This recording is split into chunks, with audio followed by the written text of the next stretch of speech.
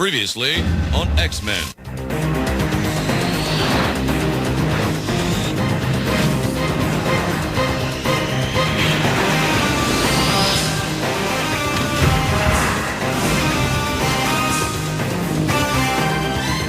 What is up, everybody? Welcome back to another episode of Comic Book Corner. I'm Steve. And I'm Joe. And we're here to talk to you about comic books. We host a show called Dinner and a Podcast with our buddies Mike and Seb, but each week we want to share with you our thoughts on our favorite comic books, new and old.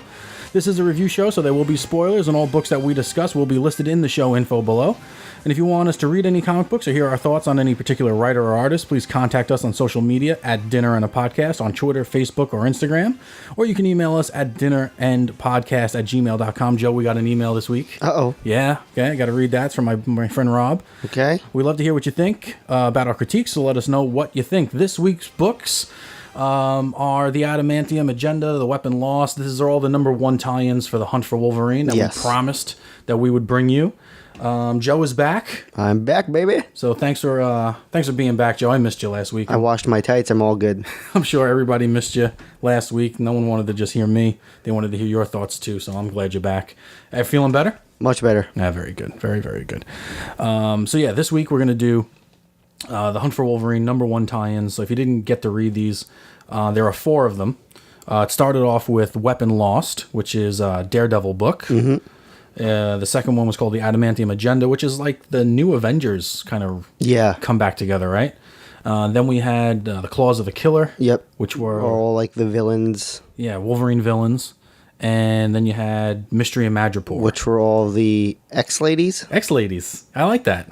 The X-Ladies were good. Yeah, they're very good. Later on, I want to ask you which was your favorite book, but I want to go through them all first before that. Anything else that we're going to talk about today? Do you have any comic book news? I did a little bit of comic book news last week. I do. I have one real quick. What do you got? They're doing a Transformers and Star Trek combined book. Really? Yeah. Who's putting that out? Do you know? I can't remember off the top of my head. Kind of like they do with like G.I. Joe. Yeah. So I guess the Enterprise is going to find Cybertron.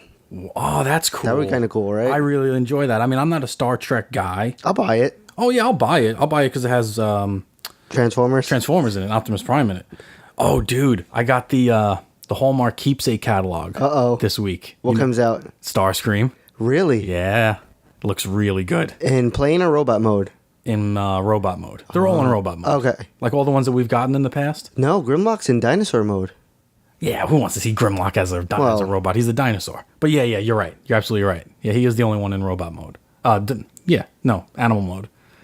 Transformer mode. Other form. Yeah, alternate form. Right. Oh, so that's cool. Yeah, I'll buy that book. I'll give that a shot. I wonder who's putting it out. It's probably like Dark Horse or something. Probably. Like that. Yeah. They're usually pretty good.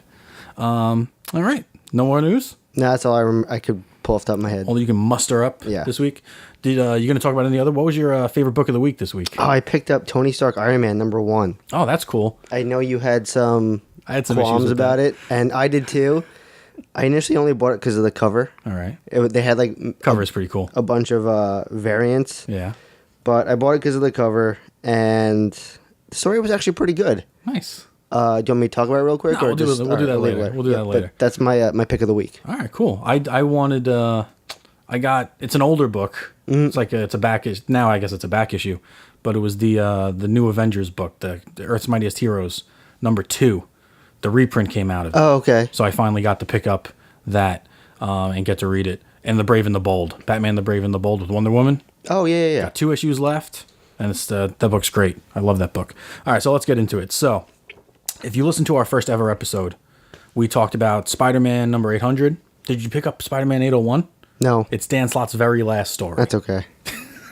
I'm so happy that it's his last story, so I picked it up. You're celebrating the book. Yeah, I'm celebrating the book. So if you listen to our first episode, we did Spider-Man 800 and we did the Hunt for Wolverine. So Wolverine's back, baby. You think. So you think. His body's missing. That's all we know at this point. So just quick recap. The Reavers went to go steal Wolverine's body to sell it to somebody for genetic engineering or to make genetic engineered people or mutants, whatever, with Wolverine's abilities. The X-Men stopped them, but but before they were able to stop them, the Reavers cut open his little adamantium casket and realized that Wolverine's body was gone. Then you get the whole backstory of where Wolverine, Right. why he's not in there. So Kitty Pryde and the X-Men took him out of the adamantium tomb and moved him into the Earth, kind of out of respect for him. And then they found out by the end of the book that his body is missing from the ground. So we don't know who took him, if he was taken or if he escaped himself. Right. So did he heal and walk away from death, or did someone find him in the Earth And is using him. So these books that are the tie-ins are what Kitty Pryde kind of... Well, two of them are Kitty Pryde related, because Kitty Pryde went to some Three of of them. Three of them are? Three of them are Kitty Pryde related. Oh, yeah, that's right. Yeah, that's right. The that's one right. is, I Yeah, guess, villain related. like his best of villains. Yeah, which is a pretty cool book. Yeah. But yeah, three of them are Kitty Pryde related, because Kitty Pryde hires Daredevil. Well, not hires, she's not paying him, but she went to her buddy Daredevil and asked him to kind of be the lead detective on the Hunt for Wolverine case, so to speak. And then she also went to Tony Stark and recruited him, as well as Jessica Jones and Luke Cage and Spider-Man to find Wolverine as well. So let's get into it. So the first book that got released was the Daredevil book, which is called Weapon Lost. Yep. And really cool cover. It's written by Soule, who I love. I love Charles Soule. He's done a really great run with Daredevil as of late. The past, I want to say 25, 30 issues have been his. Right. Whatever the number is up to right now, he started at number 1, and he's been amazing with this. And then at the beginning, a lot of Camuncoli art, the guy who does Darth Vader now, and he was great as well. The artist on this book is Buffagni. Buffagni? Matteo Buffagni. He's boopity boopy. He's an Italian dude. I like him. He's good. Cover artists were Greg Land and Jay Leinstein. I got the Land cover. I have the Todd Knock cover. Do you? Oh, look at that. For those of you who don't know, we are giant Todd Knock fans. That is awesome. That is so cool. Don't get a Todd knockoff. Get the real thing. Right, because that guy bought a couple of Todd knockoffs. If you want to hear that story, go to Dinner and a Podcast and check out some of the older episodes. But Todd Knock is he's not a very big presence in comic books these days. Right. He's known for his Teen Titans book. It was Teen Titans, I think. I think so. Or Young Justice. It was Young Justice with DC. And he did a couple of Spider-Man runs. Yes. For Marvel. He did a couple of Deadpool runs. He did Deadpool and Spider-Man. He did the last Colossus Kitty Pryde wedding issue. Well, he's a huge Kitty Pryde fan. Huge Kitty Pryde fan. Big X-Men fan. Yeah. So this is right up his alley. Right up his alley. And he actually has a new Comixology book that's only digital. And it's called Spidey School's Out. Yep. And I reviewed it on the last show. It was really good, and it's free if you have Comixology Unlimited. Oh, okay. So like all the issues are free. There's 2 issues out, so check him out. But what Joe got... So all 4 of these books that we're going to talk about are, what would you call them? Linking covers? Yeah, sure. So each cover is a splash page of who's of the Marvel Universe. Heroes and villains all fighting. And it's a kind of a Where's Wolverine kind of cover. Yeah. Where Wolverine's everywhere, and all of his different costumes, personas. And they all interchange into one big, page. Yeah, like one big page. So all 4 of these books. It's beautiful to look at. If you can find them, pick them up. It's the same price as the regular book. Right. It's only the first issue, so he doesn't do any more after that. But it's well worth it. You gonna get him signed? Yeah, if I run into him, absolutely. Oh, he'll be at New York Comic Con. Yeah, absolutely. 100%. I would like to get a print of this. Yeah, I think they'll probably Or a sell them. poster. Why don't you put it together in a frame? I would. You can put all 4 of them together in a frame, so it makes the poster. Yep. That'd be awesome. It's very cool. But how many freaking characters are there? He said it online, I think. He said there were 130 characters. I tried to piece together who they were. Yeah.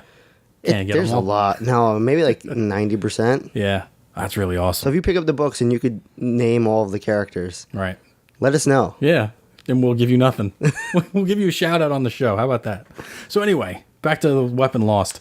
So Weapon Lost is the first book that came out, and this is the Daredevil book where Kitty Pryde acts as Daredevil to kind of take the lead as the lead detective on the Hunt for Wolverine case. Yep. And I got to be honest, there's not much going on in this book. It's not an action-packed book at all. It's more of a detective book. Yes. And Which is kind of cool. I like that. I like detective books, and that's why I like Daredevil. Yep. Daredevil is such a he's the good Marvel detective, like the how art DC fits the character. Yes, yeah, 100%. That dark, gritty Yeah. New York City backdrop on him all the time. So basically, this whole book is just him kind of recruiting other detectives to help him. And the first detective that he helps, who shows up a lot in this Daredevil run, is Frank McGee. Frank McGee is an Inhuman that has an ability to see a crime scene with he's got special Inhuman vision. Right. So he can kind of see a crime scene in almost like blacklight, where he can see clues and things just with his eyes. He can see fingerprints and blood splatter and things that you can't see with the naked eye. You would have to use forensic tools to kind of see them. And he showed up a lot with the Daredevil run with Blind Spot, when Daredevil was doing the things with Blind Spot earlier in this run. It's a really good run of Daredevil if you're interested. So he kind of recruits him and says, would you help me with this case? I got this case. Wolverine's missing. And there's this great part of the book that I like where McGee's like, really? Wolverine's missing? Which Wolverine? And he says, the old one, the lady one, the blonde kid, or the android? And he goes, no. The real one. The original one. And then he decides to come on board and help out Daredevil. And then Daredevil tells him, there's one other person I want to help. I think you're going to like her, and it's Misty Knight. Yeah.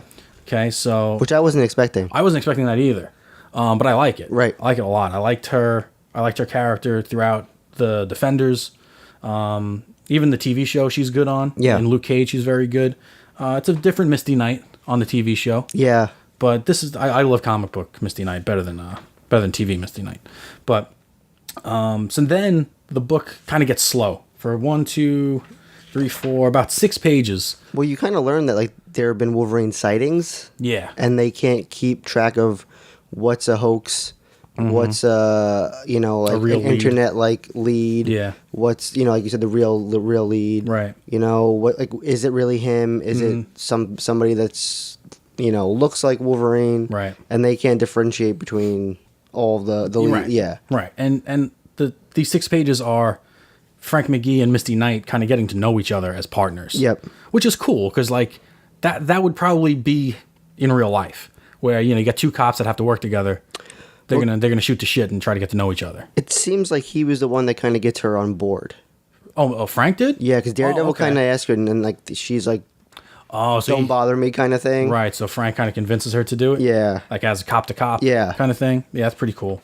And then they decide they're gonna need a little bit of extra help, and they go find Cypher, who's used to be an X-Men, a longtime X-Men member. Yep. Who basically decodes the internet. That's his superpower is he can enter the internet and decode it and stuff like that.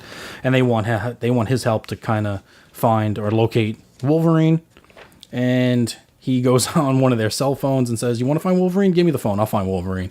And he finds reported global sightings in the past 60 days of Wolverine, and it shows that there have been sightings all over the globe. So now it's time for them to differentiate the crap from the real stuff.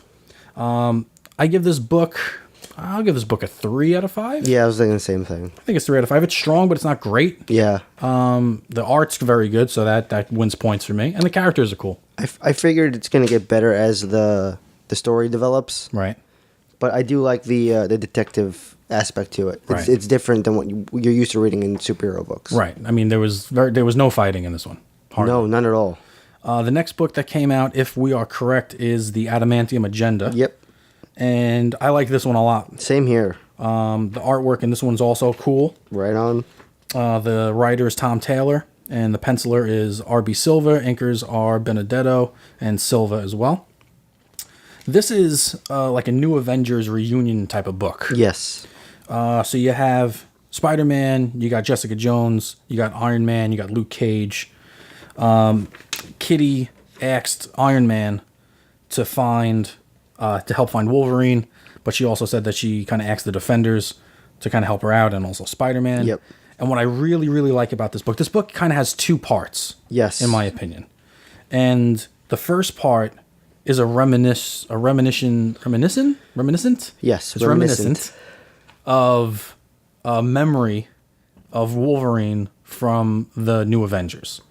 So in the past, there was the situation where the new Avengers, which were Wolverine, Jessica Jones, Luke Cage, and Spider-Man, they were tasked with defusing this bomb that was in like a skyscraper in Tribeca.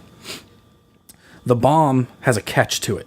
You could, if you let it blow without trying to deactivate it, it will blow up like 20 city blocks or something like that. It'll blow up a big range.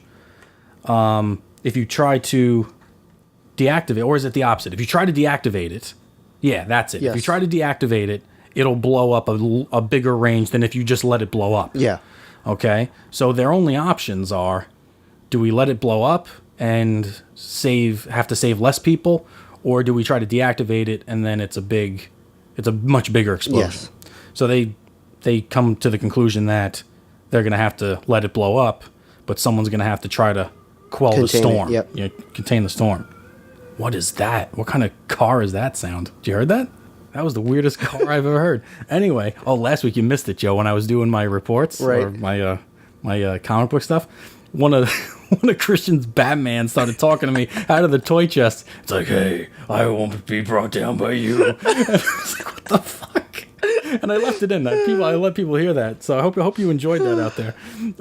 We got crazy cars. We got Batman's talking to us. But anyway, so all the new Avengers are trying to say, I'll be the one to stay and contain it. No, I'll be the one. I got impenetrable skin. I'll stay. Right. And Spider-Man's like, but I got superpowers, or I'm super strength, and Jessica's like, no, I'm strong and this and that. And Wolverine's like, listen, everyone get the fuck out. We all know that I got to stay. Yeah. Like, Luke, you might be impenetrable, but you're not, completely indestructible. Right. Spider-Man, you're a fucking kid. Get the hell out of here. And Jessica, go, beat it.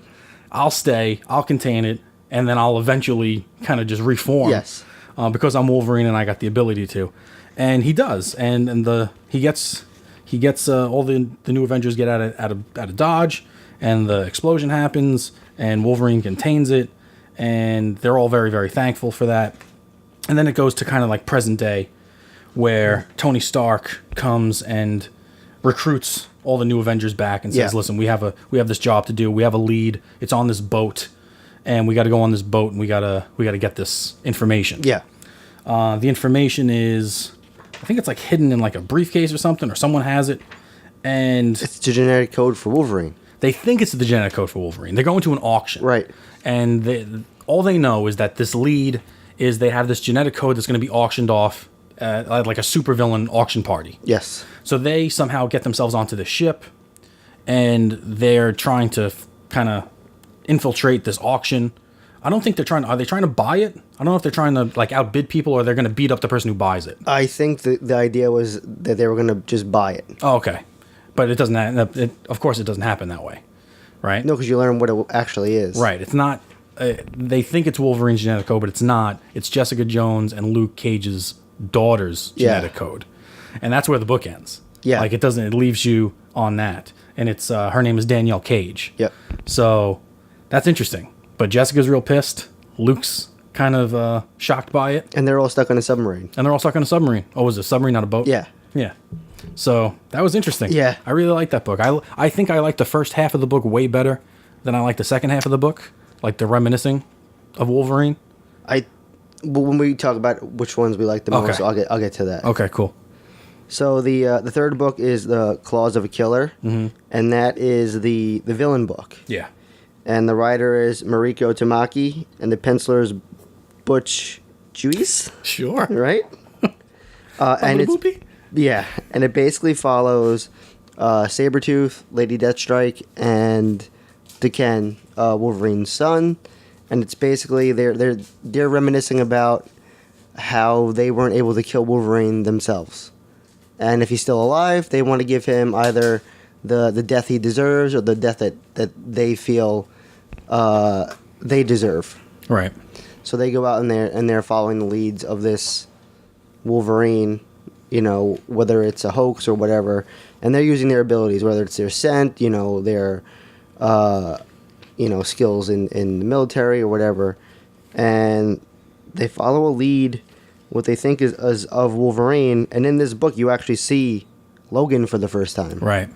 And he's killing people at will. Like, is it the Logan though? Like, you don't know if it's the Logan that we want to.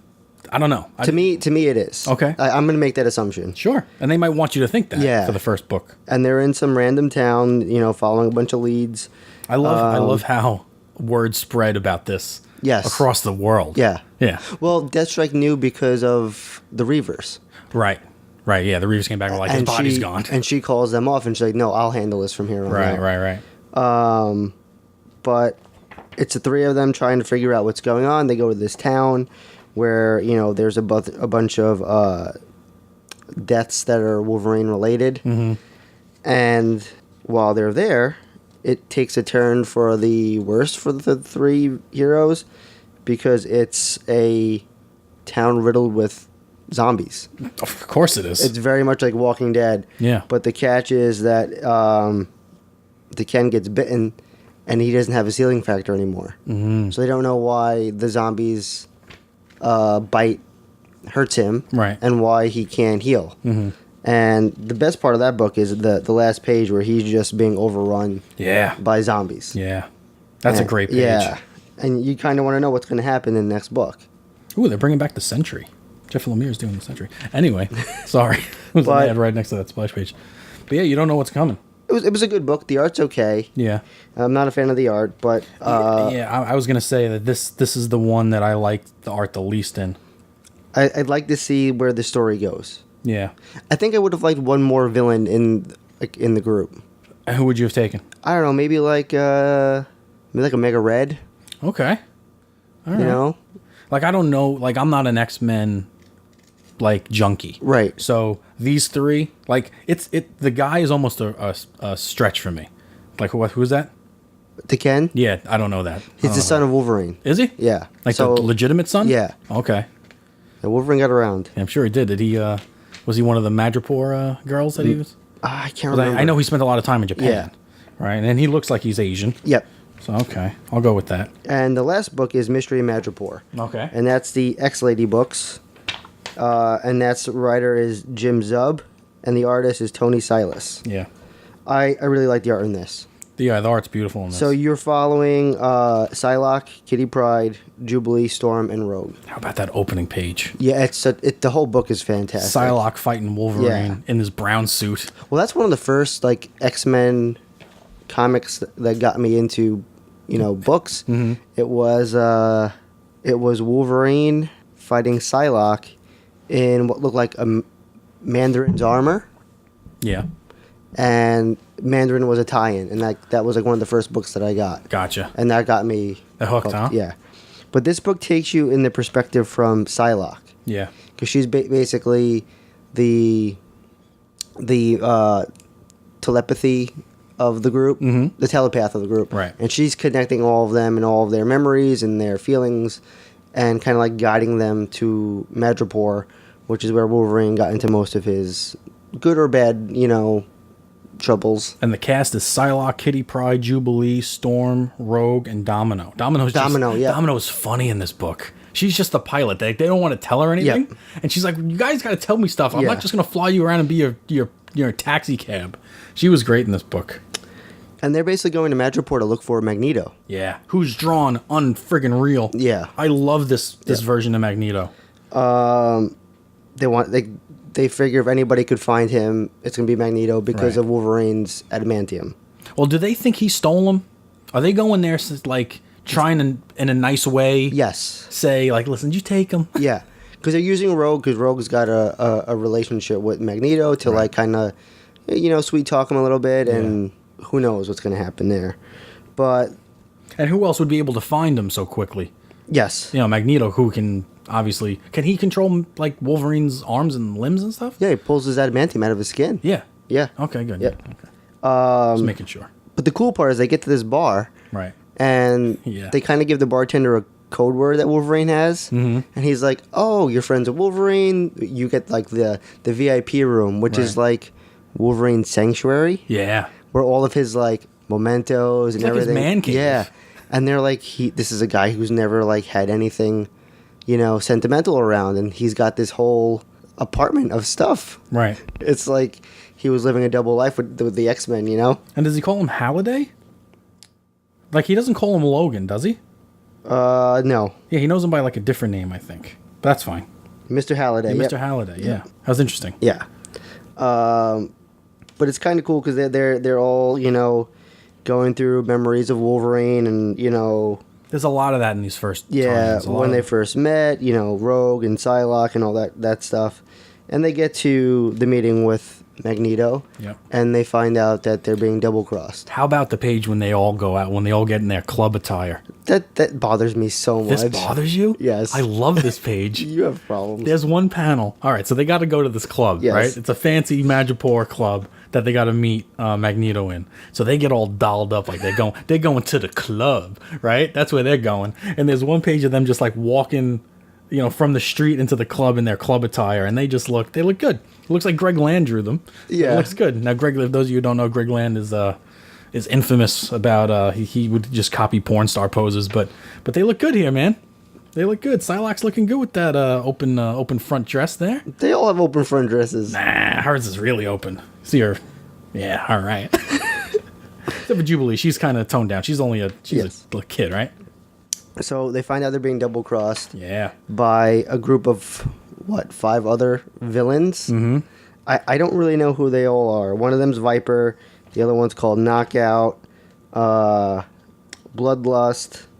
I don't know who the others are. And they kind of best these women. ladies, yeah.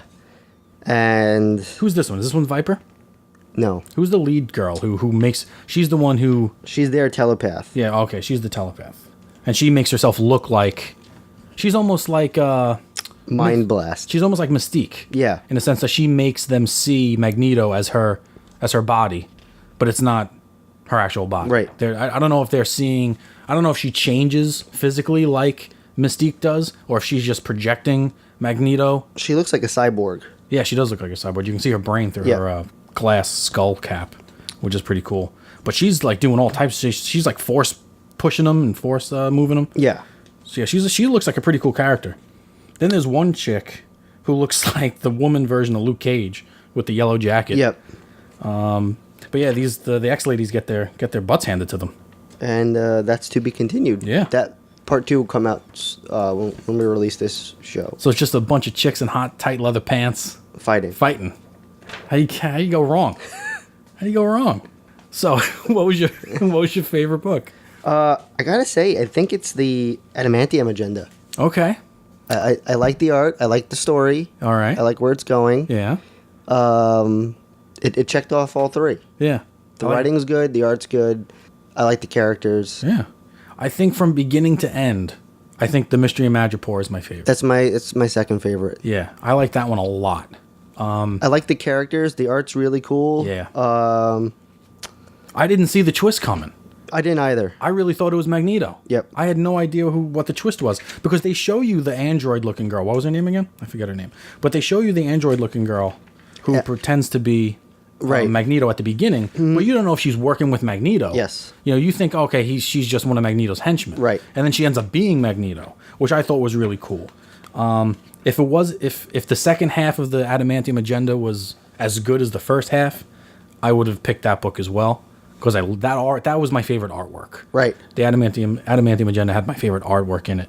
But yeah, I'm gonna go with Mystery of Madripoor for this one. Now the number 2s came out. Yes. Not all of them though. I think 3 of them did. I think The Claws of the Killer came out. The Adamantium agenda came out, and the Weapon Loss came out. The Mystery of Madripoor one didn't come out yet. that comes out. That comes out probably next week. Yeah. Or the 27th. That's next week. So yeah. So overall, what do you give each book? We gave the first one. We gave Weapon Loss a 3. Yeah, 3. I'm gonna say. I'll give Mystery of Madripoor a 4.5. Yeah, Adamantium agenda. I'm gonna say a 4.5. Claws of the Killer. I'm gonna say a 3, and then Madripoor 4.5 as well. Okay. None of them were like amazing books, Right. But they're telling a bigger story. So I'll be the same with you. I'll give Claws of the Killer, and you know what? I liked the Hunt for the Weapon Lost better than that. So I'm gonna give Claws of the Killer a 2. okay, I'll give Weapon Lost a 3. I will give Adamantium agenda a 4, and Mystery Madripoor 4.5. I gotta say they're all great ways to tell the same story. Yeah. You have the detective. You have a nostalgia book. Mm-hmm. You have a a Walking Dead kind of story going on right now. Yeah. And then you have an all-female cast book. Right. Which is really cool. Which you think would bother me, but it doesn't. It doesn't. It doesn't because it was done well. Right. It was done very well, and there's ways to do it well. Disney, figure it out. Oh, you're going to hear me later on Dinner and Podcast. Ooh, boy, do I have stuff to talk about. Yeah. Uh-oh. Uh-huh. So, now, let's hear a word from our sponsor before we get into our picks for the week. Comic Book Corner, brought to you by Comic Book Jones, located at 2220 Forest Avenue in Staten Island, and Royal Collectibles at 9601 Metropolitan Avenue in Queens, New York. Visit these fine establishments for all of your comic book needs. Speaking of sponsors, we have a new comic book store to promote. West Village Comics is opening June 30th. Mm-hmm. It's located at 304 West 11th Street. Oh, boy. So Bad news. You know where I work? Right there. West 15th. Go check it out. Oh, I'm gonna have to. Maybe they'll give you a deal. Maybe. Maybe some kickbacks. Hey. I don't know about that, but I'll try. I'm going to go pop in just to give All right. some business. Yeah, I'll meet you there. Tell me when you're going. Forbidden Planet's right down the block. Yeah, I know. Tell me about it. Midtown Comics is everywhere now. Yeah. But they don't really give you anything, and they're not really personable in Midtown Comics. No, they do too much business. Yeah. So if I go to a place like this and they're a small place, Yeah. like St. Mark's is great. I like St. Mark's. St. Mark's is great. I went to school. St. John's University was right across the street from that friggin' store. Right. So I went there like 3 days a week and had to pop into St. Mark's. They have a lot of back issues. Yeah, they're really cool Ton of to get packages. like a lot of old stuff. Yeah. But I like the mom and pop places. Yeah, me too. They tend to take care of you a little bit better. Yeah, 100%. But check it out, West Village Comics. Speaking of mom and pop shops, your pick of the week, I refuse to buy. Uh-oh. Yeah, because I hate Dan Slott. I know you do. And I said this last week. I talked about hating Dan Slott. And, I go into the comic shop on Wednesday, and I had another week of a ton of books. Right. It was a big week. Big week, man. It's like 2 weeks in a row. I spent like $45 each week. And the guy's like, oh, did you pick up Iron Man #1? Tony Stark Iron Man? I'm like, no. He's like, it's really good, man. I'm telling you, it's really good. I was like, where is it? He goes, it's over there, top shelf, third one in. So I go walk over, and I see Slott. And I was like, nah, I'm going to pass. He's like, really? I was like, I can't do Dan Slott, man. I just got him out of my life with Spider-Man. I'm not bringing him back in with Tony Stark. So. I saw that too, but the cover was really cool. I liked the story inside. Okay. The villain really caught my attention. I'm gonna give the first arc a go. Okay. But so tell me about it. So it's called Self-Made Man. Okay. And the underlying theme behind the book is, you remember in Iron Man 3 with what's his name, Aldrich Killian? Okay. He was like the rival to Iron Man, but he kind of like put him down and all that stuff when he was younger. Well, this book starts the same way with another tech-based guy, and it's young Tony Stark and this young rival scientist. Okay. And they're coming up with robots that are based on teamwork. They're sentient, and they're not based on order first, tasks. Right. They just do what's appropriate, and they could think outside of themselves. Okay. So they're playing soccer, and these, low base robots this other scientist makes gets destroyed by Tony's, high techs. Like they get destroyed in the soccer game, or they get destroyed? No, like destroyed in the soccer game. Oh, so they just lose. Like when they describe the game, it's as if humans are playing the game against robots. Okay. And the robots can't think fast enough to react. Okay. So flash forward, Tony Stark recruits this scientist to be part of his team, which is now called Stark Unlimited. Okay. And it's kind of like how Spider-Man had his giant team in the runs. Right. Iron Man's all about this new vision of it's not just him, it's everybody that makes him great. Okay. And his thing is he's got all these suits, and Iron Man is constantly changing and how he can be everywhere without having to just function as Tony Stark. Right.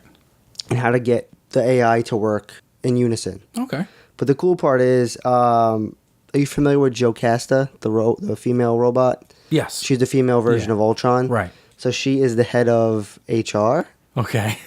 And every time there's an issue with robotics, being robots being ordered. She's like, I'm going to bring this up to human resources and robot development. Okay. And it's just a funny like spin on things. As Tony's orienting this new scientist to his team, they get attacked, and it's Fing Fang Foom. Oh, Fing Fang Foom. Yeah. So that's a character you don't see very often in the book, so I start picking it up. And they battle, and Iron Man's wondering why he's not his talkative self. Okay. And he uses these nanites to go inside the body, and he's fighting all these, microorganisms inside Fing Fang Foom, and he's like, I can't do it by myself. And this scientist uses his, theory of teamwork to, make multiple nano Iron Man and, find out what's going on. And there's a control disc inside Fing Fang Foom. Iron Man destroys this, and he goes off. And you find later on that another old school Iron Man villain, the Controller, is behind all of these mind, games.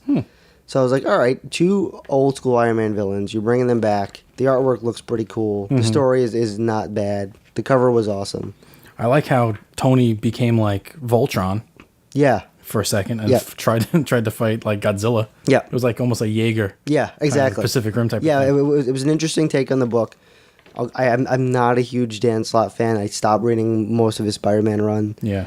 Well, most of the Spider-Man run was Spider-Man trying to be Tony Stark. Yeah. So now he gets to write Tony Stark. Yeah. So, all right, whatever. I'll give it a shot. Yeah. I liked it a lot. I don't like this art at all. This is not my kind of artwork. Give it 2 weeks and they'll change the artist.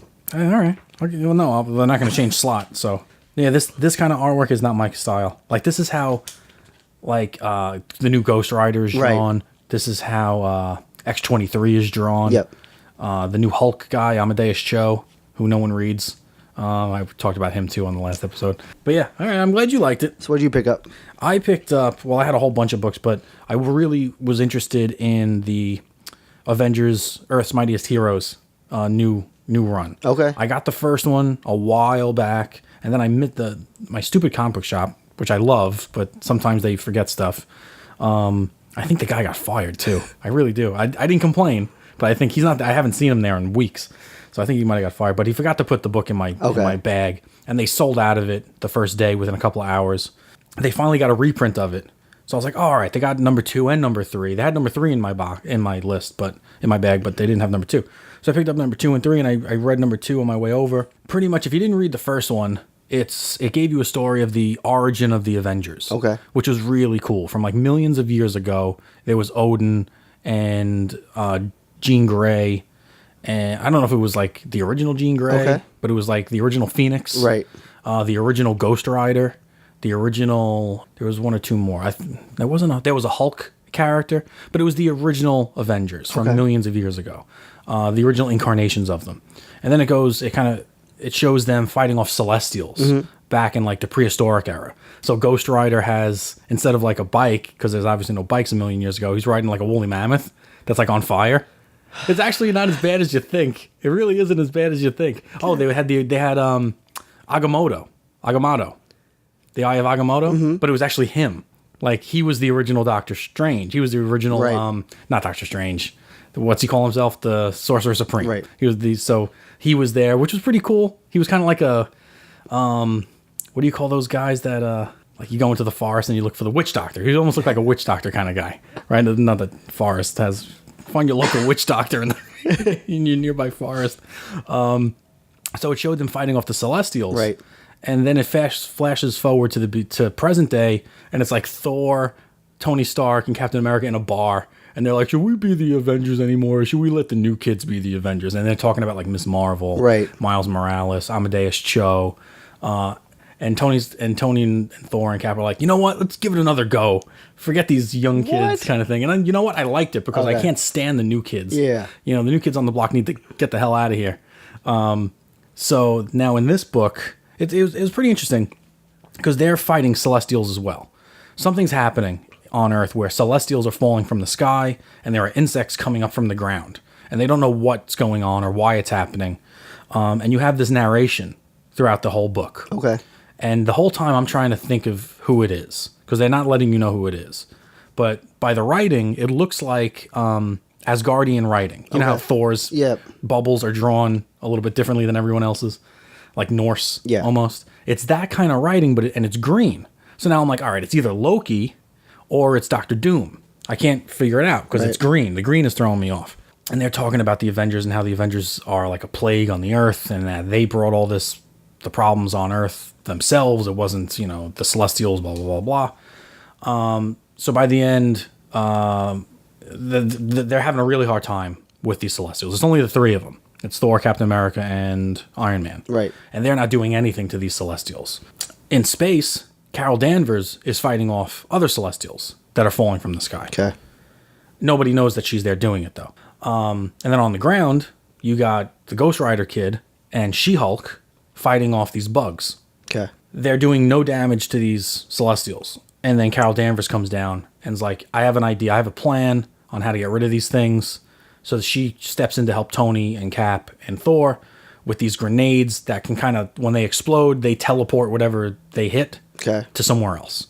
So she set the grenades to teleport whatever it hits to the sun. So she's going to try to hit these Celestials with the grenades, teleport them to the sun, and maybe that will destroy them, I guess. Cap gets in the way, kind of. His ship kind of gets brought into the gravitational pull of these Celestials, so they can't fully throw the grenades, so it kind of ruins their plan. Right. And that's when you see Loki. And Loki comes in and goes, welcome to these are my new Celestials, and we're here to wipe out the planet. We're going to start anew. So Loki's trying to wipe out the population of the planet. So that's where it left off. He just doesn't learn. No, but it was drawn very well. It was drawn very, very well. There was very good banter between the new Ghost Rider, Robbie Reyes, and Jennifer Walters. Yep. They were fighting each other because they kind of run into each other at some point, and She-Hulk doesn't know who the hell he is. He knows who the hell she is, but she's kind of like, she's all disoriented because she's in Hulk mode. Why? Not buying it? No, because it's not your first time you've come across a Ghost Rider. I guess. You see a guy with a giant flaming skull. I'm going to assume it's a Ghost Rider of some form. Right. But she doesn't. Because he's trying to convince her, like, listen, we're on the same team. And she's like, you're not a Hulk. You're not on my team. That's what she says to him. And they're fighting a little bit. That's the weakest part of the book. I'm sorry. No, it's all right. Sorry. I'll read more next week, I promise. No. Speaking of next week, what are we doing next week? We're doing I thought we were doing the Batman wedding stuff. Okay, we'll do the preludes to the Batman wedding. Yeah. Sounds good. So there are a couple I think they're all out now. They should all be. There's 2 Joker ones. They're called Best Man 1 and 2. You have Nightwing vs. Hush. Yep. Robin versus Ra's al Ghul. Batgirl versus the Riddler. Anarchy versus Red Hood. Did that one come out yet? That one did come out? Okay, good. I got to make sure I got that one. And I think that's it. Yeah. Because the Best Man Part 2 was actually the Batman 49 book. Yes. So, all right. So we'll do that one next week. I think that might be it. Oh, you said we got an email. Oh, yes, we did get an email. We did definitely get an email. Let me read that. It's from my friend Robbie Russo, who's a new listener. We didn't forget, we'll get to the Silencer books that were recommended. And that X-Men trade. Someone saves, God kills. I forget the name of it. We'll get it. We'll get it. We promise. So this is from Robert Russo. He's one of the parents at the T-ball that I met. Oh, okay. Now You're making friends, huh? We become buddies. I'm making listeners. I got a great story later. Oh, boy. Great story. Make sure you listen to Dinner Podcast for the newest Steve story. He says, hey, Steve, I meant to send this earlier, but the kids finally went to bed and I can actually write an uninterrupted email. I hear you, buddy. He said, I'll probably forget half the stuff I mentioned to you this morning when we talked at T-ball. But here's a few things I'm sure I'll have more, and I'll send those to you as well. Comic books. I mentioned a couple of other titles, but I want to recommend them. I don't want to recommend them until I actually read them. But he says Jeff Lemire's Gideon Falls. Okay. Got to read it. Says it's a horror book. Says he's a very big fan of the horror comic books. He says Gideon Falls is great. Mark Millar's The Magic Order. Okay. Did you ever read that? I know you're a big Millar fan. So you should try that. Baby Teeth by Donny Cates. Okay. And Donny Cates also did the new Thanos book, the second half of the run. He said check out Cates' run on that. And he says, I know you said you're reading Vader, which is very good, but I also like the main Star Wars title as well. It's the best you're going to get for new stories with Luke, Leia, and Han. Okay. He also goes on to give me a whole bunch of other things, but I'm going to read those on Dinner and a Podcast because they deal more with movies and stuff. With movies and stuff. Oh, and he says Comic Book Palace. I can't believe I haven't mentioned this. It's basically a reality show in a comic book store. The owner is really funny and brutally honest about comics. There's a documentary on this channel that inspired the series. The doc and the series are great. Just customers in the small comic book store shooting the shit with the owner about comics and movies, and he gave me a YouTube link for that. So I can put that on. I can also put that link into the description of this show. And that's all we got for this week, man. Yeah. That was a good show. Good week.